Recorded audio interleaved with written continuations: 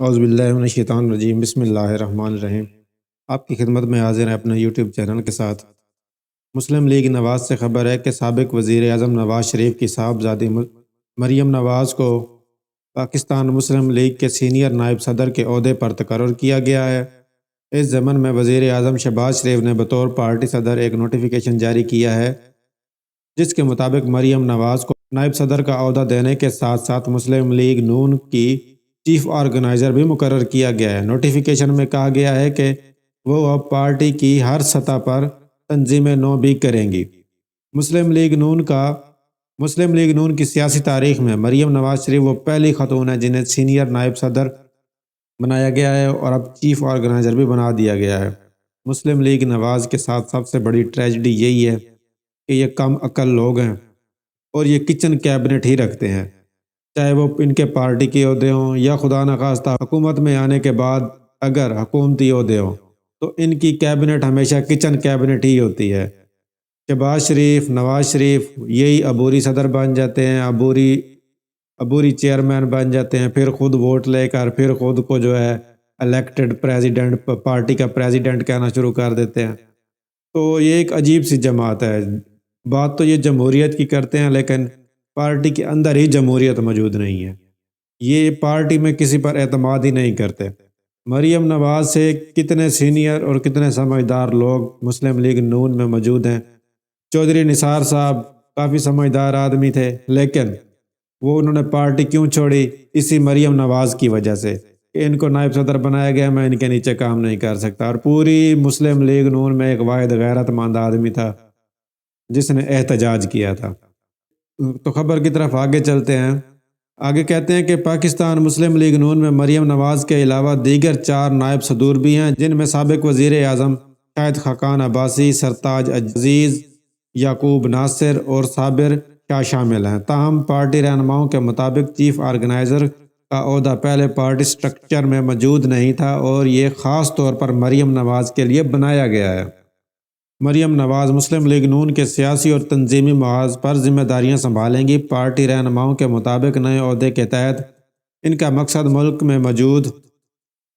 میں موجودہ صورتحال اور آنے والے انتخابات اور نواز شریف کی واپسی کا راستہ ہموار کر کے اور اس کے ساتھ ساتھ پارٹی کو متحرک اور فعال بنانا بھی ہے۔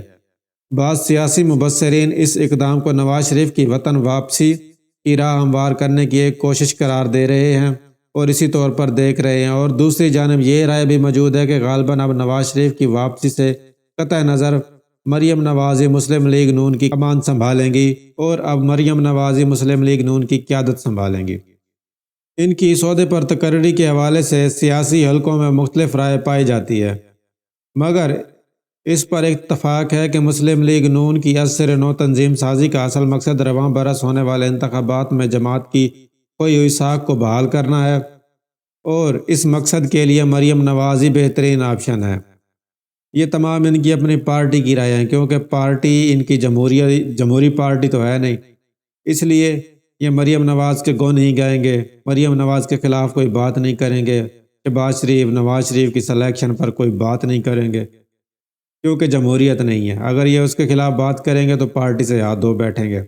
ایک طرف مسلم لیگ نون کے رہنما مریم نواز کے معاملے پر اس بات پر قائل نظر آتے ہیں کہ انہوں نے مشکل دور میں پارٹی کو متحد رکھا اور اس وقت مسلم لیگ نون کا ایک پاپولر اور عوامی سطح پر پسندیدہ چہرہ ہیں، جبکہ پارٹی کے کارکن بھی بڑی حد تک ان پر اعتماد کرتے ہیں۔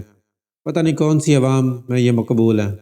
اتنے الیکشنوں میں انہوں نے حصہ لیا، اتنی الیکشنوں میں انہوں نے اپنی پارٹی کی قیادت سنبھالی، لیکن کوئی ایک الیکشن بتا دیں جن میں ان کی پارٹی نے کوئی اچھی کارکردگی دکھائی ہو۔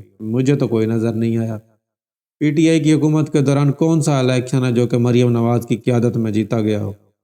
کوئی بھی نہیں ہے۔ جہاں بھی گئی ہیں ماشاءاللہ ہار کے ہی آئی ہیں، لیکن ان کی واحد صرف ایک ہی قابلیت ہے کہ یہ نواز شریف کی صاحبزادی ہیں۔ یہ بہت بڑی قابلیت ہے۔ دوسری جانب ان کے سیاسی مخالفین خصوصاً پاکستان تحریک انصاف پر اعتماد ہے کہ مریم نواز کی کسی بھی کردار میں موجودگی اور مسلم لیگ نواز کی تنظیم نو ان کے لیے خطرہ نہیں ہے، کیونکہ پاکستان تحریک انصاف ان کا رزلٹ دیکھ چکی ہے۔ یہ کتنی خطرناک ثابت ہوتی ہیں یہ بھی پاکستان تحریک انصاف دیکھ چکی ہے۔ تو اس لیے طریق انصاف کو ان سے کوئی خطرہ ہے تو نہیں، باقی میرے اللہ کے ہاتھ میں ہے، وہ جسے چاہتا ہے عزت دیتا ہے، جسے چاہتا ہے ذلت دیتا ہے۔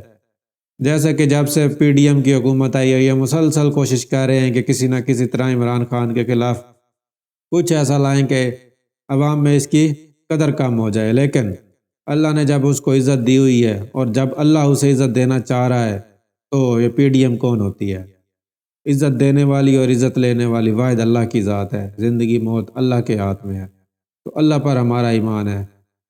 یہ ایک مریم نواز صاحبہ کے حوالے سے خبر تھی۔